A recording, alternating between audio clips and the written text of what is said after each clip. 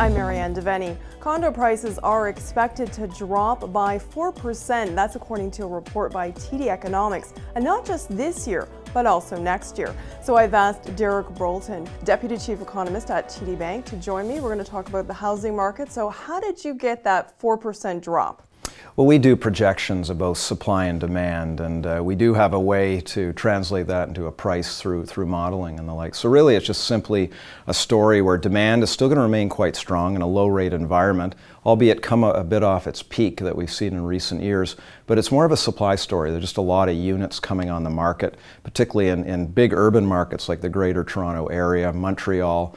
And that's really the story. It's a supply story. And now this report specifically focused on Toronto and the GTA, but you were saying as well Vancouver, Calgary, way out to Halifax, and you mentioned Montreal. Are they similar, or are they moving at different times? Oh, they're very much. There's a lot to be said right now about how there's a real dichotomy opening up, a real difference between the West and the Eastern markets. So Montreal are already seeing declining prices. The view on Toronto is this is likely to see, we're likely to see it happen over the next couple of years. So Toronto's, in essence, a step behind Montreal in terms of dealing with a shift towards excess supply. However, the other side of the country, you still got Calgary doing very well. There's a lot of demand for condos. The economy's doing well. Edmonton too. Prices are growing at a pretty good clip. And Vancouver has really caught some eyebrows because that's been a market on a roller coaster ride. We saw a big correction in prices following an enormous run up, say back in 2012, and since sort of 2013, prices have been rebounding. They're not up to their record levels, but they've been coming back. And I think that's in part due to a bit more foreign interest has been renewed in that market. Now you talk as well about the difference between condo prices and single detached family homes.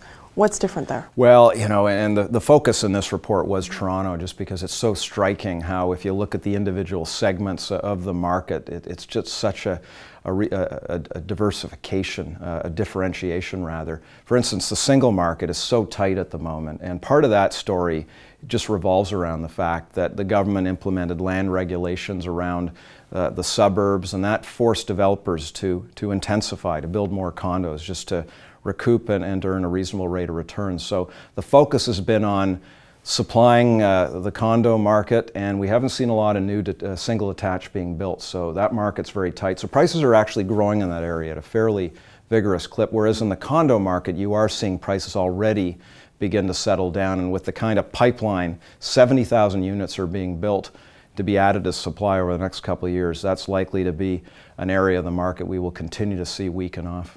And is that currently in the market, or in the mix, you might say? It's in production? Yeah, it's units that are being built right now or will be built. And now keep in mind, a lot of that stock has been sold. Some of it hasn't. Pre-sold? But pre-sold, but some of it hasn't. But just the sheer amount is going to put some downward pressure on prices. But the interesting thing is, even within the condo segment, you're talking about a differentiation there of low-rise versus high-rise.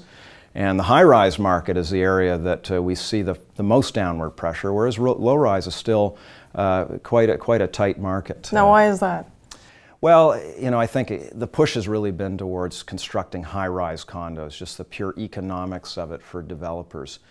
Those units are getting smaller as well, so you can see the squeeze here. And so that's why we're just seeing much more supply pressure for high-rise condos. And probably the last segmentation would be, even within the high-rise market, you've got resale versus new. And I think a lot of... you would think new would be more popular. And that has been the case, but now I think a lot of potential home buyers, investors are looking at what they get for their money. A lot of those new units are getting very small. I mean, the average size of the units is really shrinking, whereas resale, you can pick up something larger at a bit better deal. And I would think downtown would have a greater value as well?